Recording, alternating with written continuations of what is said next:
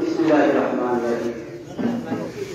কুল্লু নাফসিন যায়িকাতুল মউত, পবিত্র কোরআনের আয়াত। পৃথিবীর সকল প্রাণীকে মৃত্যুর স্বাদ গ্রহণ করতে হবে।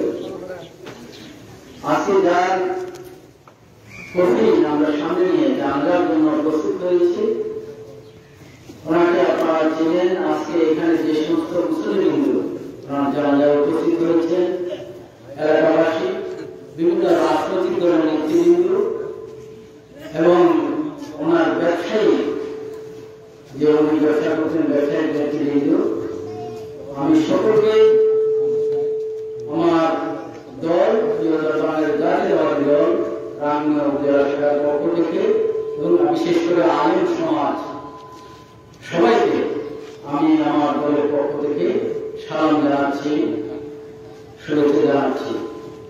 সম্মানিত মুসলিমবৃন্দ, এই মুসলিমের সাথে আমার দীর্ঘদিনের সম্পর্ক, বিশেষ করে আপনারা যে দেখছেন যে মসজিদের সামনে দাঁড়িয়ে আজকে ওনার জানাজা হবে, জানাজা আমরা পরবর্তীক্ষণ পরে, এবং পাশে যে আপনার ধর্মীয় প্রতিষ্ঠান, এই যে মাদ্রাসা, মহিলা মাদ্রাসা, এতিমখানা, এগুলো নিয়ে উনি জীবনের প্রথম বয়সে ব্যবসা করেছেন, সামাজিক কাজ করেছেন। ইউনিয়ন পরিষদের উনি সদস্য ছিলেন। সেই বয়সে এসে আমি দেখেছি উনি সব সময় একটা কথা বলতেন যে আমার মাদ্রাসার দিকে আপনি একটু নজর, আপনারা একটু নজর দিবেন। আমাদের সবসময় প্রায় সময় উনি টেলিফোন করে বলতেন ওনারা কোথায় আছেন। বিশেষ করে আমার বড় ভাই আলহামদুলিল্লাহ মদিনা, আপনারা নাম শুনেছেন, ওনার কথা জিজ্ঞেস করতেন এবং উনি আসলে ওনাকে এখানে আমার প্রতিষ্ঠানটা আপনি একটু দেখে যান।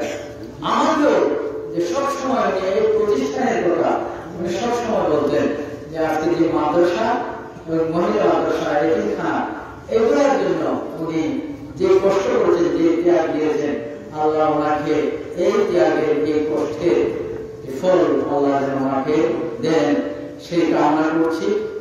আজকে ওনার সকল আমল বন্ধ হয়ে গিয়েছে, এখন দোয়া ছাড়া আর কোনো কিছু নাই।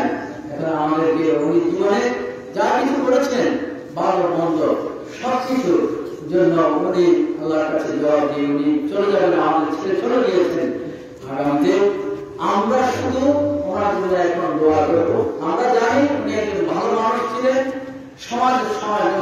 সমাজকর্মী ছিলেন, একজন ধার্মিক মানুষ ছিলেন, ধর্মীয় প্রতিষ্ঠানের জন্য উনি অনেক ত্যাগ করেছেন।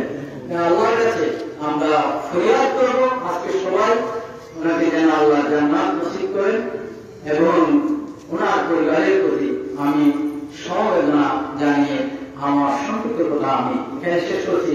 আসসালামু আলাইকুম ওয়া রাহমাতুল্লাহি ওয়া বারাকাতুহু।